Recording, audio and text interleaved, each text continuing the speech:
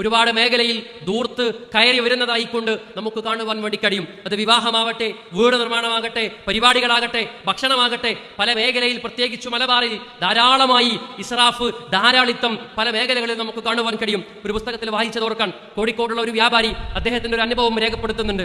ജർമ്മനിയിലുള്ള ഒരു സഹോദരൻ, ആ സഹോദരൻ ഗൾഫ് നാടിലുള്ള അദ്ദേഹത്തിന്റെ ഒരു സുഹൃത്തിനെ ജർമ്മനിയിലേക്ക് ക്ഷണിക്കുന്നുണ്ട്. ഈ ക്ഷണം സ്വീകരിച്ചുകൊണ്ട് അവർ ജർമ്മനിയിലേക്ക് പോകുന്നുണ്ട്.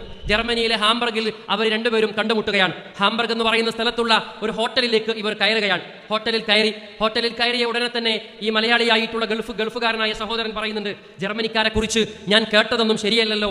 കാരണം ഇവരൊക്കെ വലിയ പണക്കാരാണ് എന്നാണ് ഞാൻ വിചാരിച്ചത്. പക്ഷേ ഓരോരുത്തരും കഴിക്കുന്ന ഭക്ഷണം കാണുമ്പോൾ എല്ലാവരും റൊട്ടിയാണ് കഴിക്കുന്നത്. ചില ആളുകളൊക്കെ 2-3 ആളുകളൊക്കെ കൂടി ചേർന്നുകൊണ്ടാണ് റൊട്ടി കഴിക്കുന്നത്. അദ്ദേഹം പറയാണ്, ഇവരെ കുറിച്ച് ഞാൻ കേട്ടത് ശരിയല്ലല്ലോ എന്ന് പറയാൻ. എന്നിട്ട് അവരൊരു ഭാഗത്തിരുന്നു. മലയാളികളുടെ പതിവനുസരിച്ചുകൊണ്ട് അവർ ഭക്ഷണം ഓർഡർ ചെയ്യുകയാണ്. അങ്ങനെ അവർക്കുള്ള ഭക്ഷണം അവരുടെ ടേബിളിലേക്ക് എത്തി.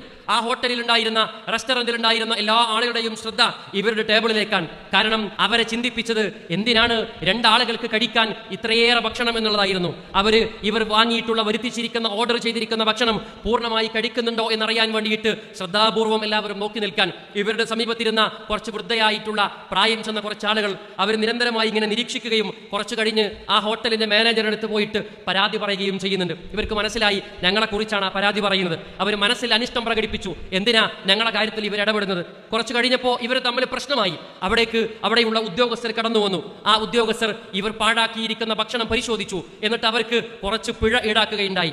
ആ പിഴ ഈടാക്കുന്ന സമയത്ത് മലയാളികളായിട്ടുള്ള ഈ ആളുകൾ, 2 ആളുകൾ പറയുന്നുണ്ട്, ഞങ്ങൾ പണം കൊടുത്ത് വാങ്ങുന്ന ഭക്ഷണം, ആ ഭക്ഷണം പൂർണ്ണമായി കഴിക്കണോ, കുറച്ച് കഴിക്കണോ, ഇതൊക്കെ തീരുമാനിക്കേണ്ടത് ഞങ്ങളല്ലേ, എന്തിനാണ് നിങ്ങൾ ഞങ്ങളുടെ വിഷയത്തിൽ ഇടപെടുന്നത് എന്ന് ചോദിക്കുന്നുണ്ട്. അവരോട് പോലീസ് ഉദ്യോഗസ്ഥർ പറയുന്നുണ്ട്, എന്തായിരുന്നാലും ഭക്ഷണമായിരുന്നാലും പണമായിരുന്നാലും ഒക്കെ ഈ സമൂഹത്തിന്റെ വിഭവങ്ങളാണ്. അത് നിങ്ങൾക്ക് തോന്നിയ പോലെ ഉപയോഗപ്പെടുത്താൻ ആരും നിങ്ങൾക്ക് അനുവാദം നൽകുന്നില്ല എന്ന് പറയുന്നുണ്ട്. ഈ ഫീച്ചർ അവസാനിപ്പിക്കുന്നത് ഇദ്ദേഹം കോഴിക്കോട് നഗരത്തിൽ വീടുകളിൽ ജോലി ചെയ്യുന്ന കുടുംബശ്രീ തൊഴിലാളികളുടെ, ചില സഹോദരിമാരുടെ, വനിതകളുടെ ചില അഭിപ്രായങ്ങൾ കൂടി പറഞ്ഞുകൊണ്ടാണ് ആ ഭാഗം അവസാനിപ്പിക്കുന്നത്. അവർ പറയുന്നുണ്ട്, ഞങ്ങൾക്ക് വീട് വൃത്തിയാക്കാൻ ഏറ്റവും അധികം പ്രയാസമുള്ള സമയമെന്ന് പറയുന്നത് നോമ്പ് കാലത്താണ്. കാരണം നോമ്പ് കാലത്ത് ഓരോ വീടുകളിലും ധാരാളമായി ഭക്ഷണ പദാർത്ഥങ്ങൾ വേസ്റ്റ് ആകാറുണ്ട് എന്നാണ് അവർ പങ്കുവച്ചത്. ഈ സംഭവമൊക്കെ കേൾക്കുമ്പോൾ നമ്മൾ ആലോചിക്കേണ്ടത്, ഇസ്ലാമികമായിട്ടുള്ള മൂല്യങ്ങൾ വെച്ച് പുലർത്തിക്കൊണ്ട് ജീവിക്കുന്നത് നമ്മുടെ നാടുകളിലാണോ അതല്ല ചില പാശ്ചാത്യ നാടുകളിലാണോ എന്നുള്ളത് ആലോചിക്കേണ്ട കാര്യമാണ്.